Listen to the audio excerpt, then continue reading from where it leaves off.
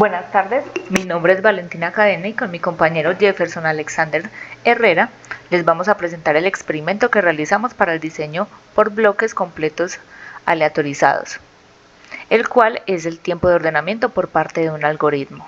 Para introducir el tema, los algoritmos de ordenamiento como selección, inserción y burbuja son esenciales en la industria y en la academia para organizar datos eficientemente. En la industria se utilizan para el sistema de manejo de volúmenes de datos, como las bases de datos, gestión de inventarios, optimizando pues así decisiones y operaciones. También se utilizan en la parte de la logística, en las rutas de entrega. En la academia, estos se utilizan para fundamentar los conceptos claves y enseñar futuramente algoritmos un poco más avanzados. Estos se dan a conocer en las clases como lógica y representación 1 y estructura de datos. El marco teórico que implementamos, algunos conceptos claves como los algoritmos de ordenamiento, el bloqueo y el tiempo de ejecución. Las brechas que identificamos fueron la limitación del experimento aleatorizado, porque solamente lo podemos utilizar como con esta metodología de bloques, ya que si de pronto utilizamos otras metodologías experimentales podría ser un poco más difícil emplearlo y no funciona en todos los contextos. Y la ausencia de ejemplos prácticos, es decir que en la cotidianidad pues no vamos a usar esto diariamente, pues ejecutar algoritmos como estos. Y la relación con la pregunta de investigación, ¿cuál es la relación entre la complejidad del algoritmo de ordenamiento y la eficiencia en el tiempo de procesamiento? Algo de contexto es que previamente se definió un conjunto de 1000 datos en desorden que serán usados para probar el tiempo de los algoritmos de ordenamiento. Se instaló en cada computador la versión de Python más actual, además de que cada uno va a ejecutar los códigos en el mismo IDE, que es Visual Studio Code. Se definió que se trabajarían algoritmos de ordenamiento clásicos como los son el de inserción, selección y burbuja. Y una vez pues preparados los algoritmos y los computadores, se ordenaron en determinado tiempo, que fue el que nos lanzó R, que es aleatoriamente, y se tomó tiempo en el que se ejecutaron en milisegundos. Los factores de bloqueo fueron los PCs. Tratamos de que estos tuvieran como las mismas instancias, como lo son la RAM, que tuvieran el Windows 10, y tuvimos la misma red de internet que fue Tigo Une de 30 megas. Acá les mostramos el video que utilizamos para tomar la muestra de datos. Buenas noches, mi nombre es Jefferson del Río y mi compañera es Valentina Cadena. A continuación vamos a mostrar cómo hicimos para la recolección de datos del experimento que hicimos, que tiene que ver con el tiempo de ejecución de 3 tipos de algoritmos de ordenamiento. Tenemos entonces 4 bloques que serían los computadores y los tratamientos, que para estos lo hicimos en R para que nos generara de forma aleatoria la forma en que deberíamos hacer la recolección de datos por cada bloque. El primer bloque, que sería el computador 1, tiene los tratamientos en el orden que sería el burbuja, el de selección y el de inserción. Entonces primero iniciemos con el de burbuja, luego sigue inserción, selección ya por último para el tratamiento, para el primer tratamiento. En consola podemos ver los tiempos que se demoraron en ejecución cada algoritmo de ordenamiento. A continuación realizamos el experimento ya en el computador de la compañera Valentina.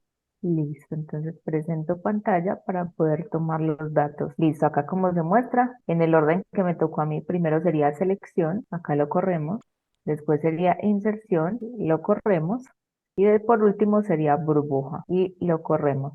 Entonces, como pueden ver, también quedaron los datos en mi consola. Bueno, esto sería también para hacerlo con los otros 2 bloques restantes, que serían el computador 3 y el computador 4, pero ya esto lo realizamos después. Muchas gracias. Entonces, en nuestro análisis estadístico, los datos obtenidos fueron: tomamos los datos por computador, que fueron el 1, el 2, el 3 y el 4, los algoritmos como nos los arrojó que los debíamos ejecutar el R, y los tiempos de ejecución, que son en milisegundos. Este fue el modelo que utilizamos. La variable de respuesta es el tiempo de ordenamiento al usar el iésimo algoritmo en el iésimo computador, la media global del tiempo de ordenamiento, los tau, que son el efecto en el tiempo de ordenamiento debido al iésimo algoritmo, los beta, que son el efecto sobre el tiempo de ordenamiento debido al iésimo computador, y el error aleatorio. Las corridas experimentales fueron 12. El factor de interés fueron los algoritmos de ordenamiento, el factor de bloqueo fueron los computadores, la unidad experimental son los algoritmos, los niveles del factor son 3 y los niveles de factor por bloqueo son 4. A continuación vamos a realizar el análisis estadístico en relación con la tabla NOVA.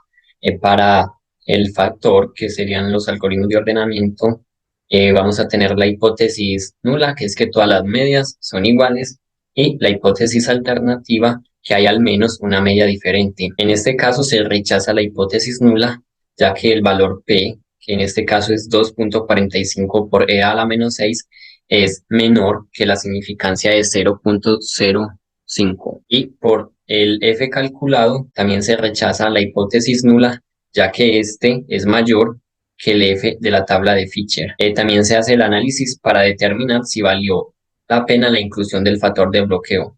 En ese se tiene que la hipótesis nula es que no valió la pena la inclusión del factor de bloqueo, y la hipótesis alternativa que valió la pena la inclusión del factor de bloqueo. En este caso no se puede rechazar la hipótesis nula, ya que el valor P, que es 0.384, no es menor que la significancia de 0.05, y además por el F calculado no es mayor que el F de la tabla de Fisher, que es 4.75. Entonces, podemos concluir del factor de interés que al menos la media de algún algoritmo de ordenamiento es diferente, y para el factor de bloqueo, que incluir el factor de bloqueo no disminuyó el error y por lo tanto no valió la pena incluirlo. En el análisis estadístico validación de supuestos, el primero es aleatoriedad, nuestra hipótesis nula, los datos son aleatorios, nuestra hipótesis alternativa, los datos no son aleatorios. Nuestro estadístico, el BP, que lo sacamos a través del test de Durian-Watson, es de 0.1611. La regla de decisión: se rechaza la hipótesis nula si el valor P es menor que la significancia, y a la conclusión que llegamos fue que no se rechaza la hipótesis nula. En el análisis estadístico de la normalidad, la validación de supuestos, nuestra hipótesis nula es la distribución es normal, nuestra hipótesis alternativa es la distribución no es normal. El estadístico, el BP, es de 0.9549 y lo sacamos a través del test de Shapiro-Wilk. La regla de decisión que tomamos si el valor P es menor o igual a la significancia, y a la conclusión que llegamos fue que no se rechaza la hipótesis nula. Para el supuesto de varianza constante, tenemos la hipótesis nula, que la varianza es constante, y la hipótesis alternativa, que la varianza no es constante. Y para tomar la decisión se hace a través del valor P. Este valor P se calculó con el test de Levin y dio como resultado 0.2008. En este caso no se puede rechazar la hipótesis nula, ya que el valor P no es menor o igual que la significancia de 0.05. También en la gráfica se puede decir que hay varianza constante, ya que no se forman figuras como rombos, triángulos, y es por esto que no se puede rechazar la hipótesis nula. Luego sigue el supuesto de aditividad, donde tenemos la hipótesis nula de que no hay interacción y la hipótesis alternativa de que hay interacción. Este valor P se calculó con el test de Tukey, y en este caso tampoco se puede rechazar la hipótesis nula, ya que el valor P no es menor o igual que la significancia de 0.05. Y también en la figura se puede observar que no hay figuras parabólicas que indiquen que hay interacción. Por lo tanto, no se puede rechazar la hipótesis nula y no hay interacción. Luego sigue el supuesto de que la suma de los efectos tiene que ser igual a cero. Para los tratamientos se cumple este supuesto, ya que al sumar los tiempos promedios de la burbuja, inserción y selección de los efectos, dan igual a cero, y también los efectos del factor de bloqueo también va a ser igual a cero. En relación a los efectos de los tratamientos, se puede observar que el algoritmo con menor tiempo de ejecución en el ordenamiento de datos va a ser el de inserción, ya que está 50.23 por debajo de la media, y el algoritmo que más tiempo que más tiempo va a demorar ordenando los datos va a ser el algoritmo de burbuja, ya que está 54.46 milisegundos por encima de la media. Para realizar comparaciones múltiples, primero analizamos el post-plot, donde podemos observar, tanto para los algoritmos de burbuja, inserción y selección, que las medias son diferentes. Por lo tanto, cada algoritmo va a tener un tiempo de ordenamiento diferente y no van a ser iguales. Acá tenemos que para hacer las comparaciones múltiples, que el promedio del tiempo del algoritmo de inserción, el promedio del tiempo del algoritmo de selección y el promedio del algoritmo de burbuja, teniendo la hipótesis nula de que las medias son iguales y la hipótesis alternativa de que las medias no son iguales. En este caso, se rechaza la hipótesis nula y quedamos con la hipótesis alternativa de que las medias no son iguales, ya que al realizar las comparaciones múltiples por mínima diferencia significativa, rango múltiples de Duncan y diferencia significativa honesta arrojan que estas medias son diferentes, ya que los tres grupos no presentan una letra en común. Y finalmente tenemos las conclusiones donde podemos decir que el algoritmo de selección en comparación con los otros algoritmos tiene el menor tiempo de ordenamiento, que el factor de bloqueo en este caso, que son los computadores, no tienen influencia en el tiempo de ordenamiento y que todos los algoritmos de ordenamiento son diferentes, ya que todos tienen medias diferentes. Y por último está en la bibliografía donde tomamos y buscamos información para realizar el experimento. Muchas gracias.